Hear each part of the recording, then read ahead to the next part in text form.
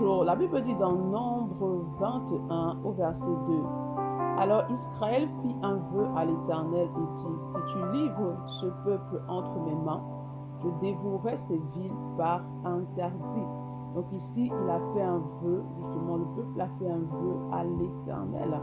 Et le plus important, ce n'est pas de faire le vœu, mais c'est d'accomplir le vœu que tu as fait. La Bible nous dit que si tu n'es pas prêt à accomplir un vœu avec toi, mieux vaut ne pas en faire, en fait. Parce que lorsque tu fais un vœu dans la présence de Dieu, il va noter cela, il va écrire cela, et tu dois veiller à accomplir tous les vœux que tu as fait à l'Éternel. Lorsque Anne est partie dans la présence de Dieu pour demander un enfant, elle a dit au Seigneur que si le Seigneur lui donne cet enfant, elle va venir lui redonner cet enfant, justement, elle va venir déposer l'enfant au temple. Et lorsque le Seigneur l'a exaucé, elle a donné naissance à son enfant.